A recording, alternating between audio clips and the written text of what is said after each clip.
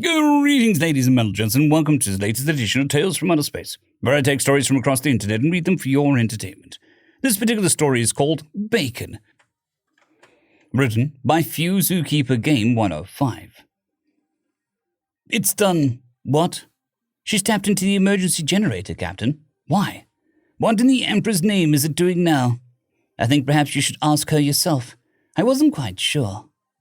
Captain Crusher shot her first mate a look and raised her dorsal spikes in an irritation, pushing past him and stalked through the corridors of his ship. The human, currently living below engineering in what, for some reason, it insisted on calling the poop deck, was constantly doing things. It vexed Crusher that the mammal laughed every time she said poop deck, too. Disrespectful. First Mate Aerth swiped his claws over the door control and allowed the captain to enter first. She was ready to deliver a stern admonishment when they both paused, nostrils flared. Aerth, what is that smell? The first mate's tongue flicked, tasting the air. It smells like flesh, blackened. I smell charcoal, hot metal. Agreed, a fire. He shook his feathered head, light gleaming iridescently of his scales. If it is small and controlled. Crusher rubbed his shallow chin with a slender claw. Be ready to douse the area if you find an uncontrolled conflagration. Aerth blinked his acknowledgement, and they moved forward. The human soon came into sight, squatting on its oddly hinged knees, poking a small brazier, apparently fashioned from discarded parts from the engineering deck above them. She looked up from the cooking device and waved the spatula in a friendly greeting. Watcher, Captain, how's it hanging? The two Lassitanes glanced at each other, and Crusher flicked her tongue warily. What are you doing, hairless mammal? The human made an odd expression, and its eyes rolled backwards at its skull. I told you it's Sam, she stood, springy legs jolting her up suddenly. Still made Crusher queasy, watching how those tiny backwards limbs propelled her graciously around. The captain asked you what you were doing, human. Sam looked at Aerth, a clearly sardonic grin on her face. Why, I'm having a little cook-off. I'd rather be under the stars, but, you know, she puffed her cheeks out, clutching meaty digits in her fleshy neck, and made noises miming asphyxiation. Crusher's tongue shot out, a lightly mocking chuckle. Is the food module not to your liking? I did not realize your kind was so particular about your foodstuffs.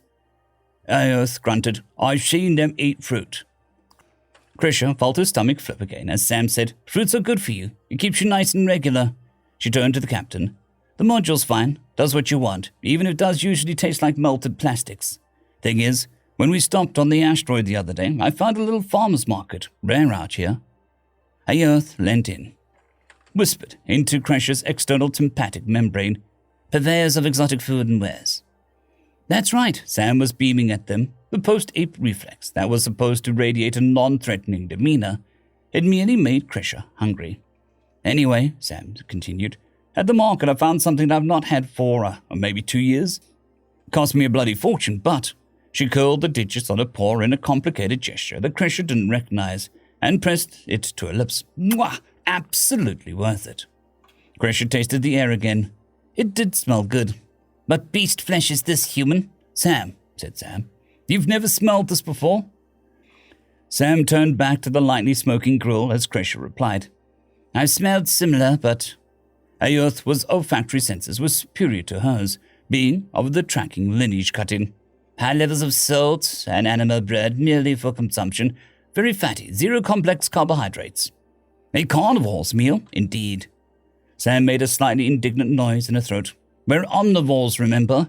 I eat just as much meat as you, she paused. Then tilted her head to one side on her tooth and neck. Maybe not as much as you guys, but you know what I mean. Aerth suddenly looked worried. Using the delicate body and visual language of their species, he said it smells close to human flesh. Crusher couldn't contain her surprise. All four of her lids drew back, exposing her eyes to the harsh light the human had hung from the ceiling. As her pupils attempted to adjust her carnivore vision to the mammal's daylight, she hissed, Surely not. Humanity appears to be at least likely to consume their own. Aerth flicked his tongue nervously. Crusher turned back to Sam, who was once again on her haunches, prodding at the sizzling slices of pink flesh. What creature is this, human? If I find you to be cannibalistic, I'll be forced to jettison you from the cargo bay immediately. Sam looked up at them, mouth a wide O of absolute horror. She sat there, silently mouthing for some time, face turning to her cooking, and then back to them, disbelieving. Finally, she spoke up. You think I'm a cannibal? You realize there are a few worse taboos for us, right? Of course. Hence my eagerness to freeze you in the blackness of space if you are. You humans are a violent and bloodthirsty species at the best of times. We remember the war you fought against us and our empire. Sam stood now, barely up to the Lectarian's shoulders, but still a terrible vision of bright red fur above her fleshy face and intense green eyes.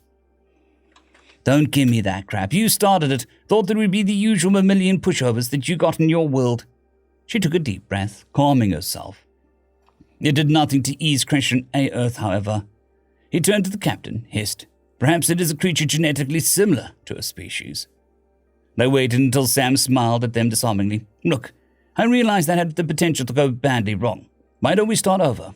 I appreciate you giving me passage across the sector. I'm not a cannibal, and I'm not dangerous. I wasn't even alive when the war ended. We don't live that long. Here. Sam stopped, sparing 2 pieces of now slightly browned meat with a skewer. Crusher tasted the air around it, listening as it crackled and hissed in the air. She looked at Aerth, saw that he was doing the same. It did smell good. Very good. You promise this is not some butchered human. I would gladly eat such, but not accept it from another of its kind. Yes, Sam snapped. I promise. Eat it. Now. They took a piece of meat each, thick scaled claws unaffected by the still scalding temperature. Cressa hesitated before she ate, glancing once again at Aerth. He was watching her, mouth open, saliva pooling around his lower fangs, waiting to follow her lead. She took a deep breath and popped the meat into her mouth. Cressa let it sit there, doing nothing. She chewed a little, then a lot. Finally, she swallowed. That was... Aerth had swallowed his morsel. Please, human, say there is more of that meat. It's Sam. Kosha cut in. Sam, she said with a sibilant hiss. Tell us there is more. Sam grinned again. That's better. Sure there's more. I brought about 60 rashes back. What beast is this? I've never tasted anything like it. Sam looked slightly perplexed, hairy ridges above her eyes crossing slightly. Really? Well, on Earth we've got loads of them. Used to kill about 120 a year. Aerth made a dismissive noise in his throat. That's not many. Million. 120 million. His dorsal spines raised in shock. That is a staggering amount for a mammalian species. Sam shrugged. Crusher pressed on, feeding her saliva ducts filling at the smell coming from Sam's grill. What animal is this? A pig. These rashes come from pigs. What are they named? What cut is it? Sam shrugged again. I don't know, but they're called bacon. The rashes, I mean. Hey, you want some? Could teach your food module thing to reproduce it. Won't be the same, mind. Something to do with the pigs needing to be outside instead of, never existing at all, and the flesh being made of messing around with the molecules and that. She turned and rummaged through a small box, which emitted a vapor as cold as air itself, met with the warm air of the ship. Here.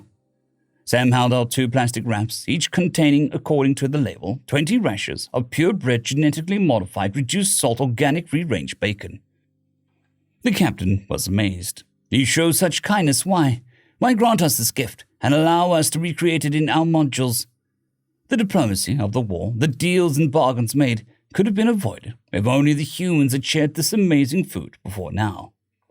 Well, Sam said, me mum, when I was a kid, would make us bacon sandwiches. Don't ask, as Aerth opened his mouth to question, and especially when something bad happened. Bacon, she said, eating a slightly burned rasher with obvious pleasure, soothes the soul. It is surely the meat of kings. Sam chewed thoughtfully. Actually, it's real bad for you. Real bad. Causes cancer. Bad for your heart. That sort of thing, but... Aerth interrupted. But it's worth it. Yeah. Sam raised a hand suddenly, palm out, making them flinch. That was supposed to be a high five, but yeah, bacon is worth it. Spread the message. Try not to start a religion. She chuckled and turned back to her grill, humming a nothing tune. Gracia looked at Aerth, who was giving her the same thoughtful expression. Up to now, they'd praised the Emperor, and only the Emperor. The Empire was grand, and all knew it. And yet, bacon. End of story. Story number 2. A Declaration of Peace, written by Arlaneenalra. What am I looking at? Asked Blag. His species didn't have eyes in the most traditional sense. Instead, an inch-wide band of photosensitive and highly chromatic cells encircled the near spherical head. It was one of the most beautiful things that Cole had ever seen. But it did make it hard for anyone to tell where the Bluekin's attention was. The document is a declaration of peace, said Cole, brushing an imaginary speck of dust off his sleeve. This was the third time he'd had to explain the document, the third time that he'd been passed to the next higher echelon of Bluekin governmental hierarchy, and hopefully the last. Be it affirmed, the Council of Blue and the Human Consortium are at peace. I do not understand, said Blog. A declaration of peace. Well, we're not at war, are we? No war has been declared, said Cole. At least none between the Council and the Consortium. Then what is the purpose of declaring peace? Asked Blag. The Bluekin's lower body looked more like a collection of multicolored basketballs and jump ropes tossed into a mesh bag than anything else. Cole was familiar enough with the species that he could read some of the stronger Bluekin emotions by those colors. Blog's bright reds and smatterings of neon green clearly showed his confusion. A slightly thicker green jump rope-like appendage thrust savagely at the document. This would seem to be a waste of mine and the rest of the Council of Blue's time. I assure you, Councillor, it is not a waste of time. We, the Human Consortium, are simply clarifying our position, said Cole, adding just a hint of steel to his tone. Blog examined the man, taking note of his stance and hardened eye. He wasn't a very imposing man, much less so next to the utter behemoth of Bluekin. The life of a diplomat left him in a very little time to maintain old soldier body, and there was enough grey at his temples to indicate the human was well past his physical prime. He wasn't soft by any means, just not quite as solid as he used to be. Cole smiled with a wry grin. Come now, Councillor, do you honestly not know what this is about? He asked. The Kufla colony world in Sector 17-11 by your reckoning. 17-11, said Blog quietly. Nothing about that sector comes to mind, no. Really? Then you don't know anything about the Kleck hive ship taking up orbit around the fourth planet in that system? The color of Blag's body shifted, settling into deeper blues and violets. Cole recognized the change as growing unease. Blog knew about the ship. There was no doubt in Cole's mind now. Of course, the Blog would never admit that he knew about the ship. That would be admitting that the Council, and hence the Bluekin as a species, had sanctioned the hive ship's actions. Honestly, I don't think the Kuflas would have minded the company if the ship had kept to itself. But you see, that hive ship started dropping spore pods on the far side of the continent, and that upset the Kuflas something fierce, said Cole, paying studious attention to the fingernails of his left hand. They're cute little guys about 4 feet tall. Make them mad, though, and you're in a world of hurt. So we thought it prudent to make this declaration a declaration of peace. What? Why? Asked Blag. This has nothing to do with the Consortium or the Council. How much of our history do you know, Councillor? Not that much, I'd gather. So I'll enlighten you on a few of the finer points, said Cole. In the old days, there were two great powers on our planet. You had the USSR and its cadre of vassal countries, and you had the good old US of A and the rest of the so-called Western world. There are other nations out there, but they don't really matter for the point I'm trying to make. So we'll ignore them just now. Now, the USSR and the USA were big dogs on the planet, kind of like the Council of Blue and the Human Consortium are now, stated Cole. Do you have a point in this? Interrupted Blag. I'm getting there, assured Cole. You see, both the USA and the USSR had enough nuclear weapons stockpiled to wipe out all life on planet Earth, thousands of times over. Back then, all we had was planet Earth. We didn't have interplanetary, much less interstellar travel. So no one dared ruffle anyone's feathers. Oh, there are dust-ups now and then. Some country in one sphere picking a fight with a lesser player on the other side. But that was where it stopped. The big boys were always involved, of course, but never out in the open. Always from the shadows. They used those conflicts as a way to feel each other out without starting a shooting war. Are you implying that the Council is responsible for hive ships? Asked Blark. His colours burst into bright oranges and yellows as his anger crested. You know very well that the Gleck are an independent species. Don't make me spell it out for you, snapped Cole. We know the game better than you do, and we're not sharing a single ball of mud.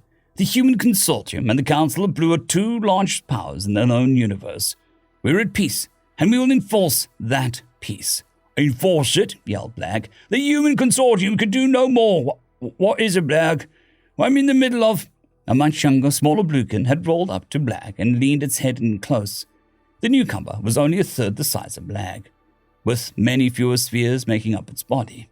As it spoke, Blag's colors seemed to pale until he was almost pure white.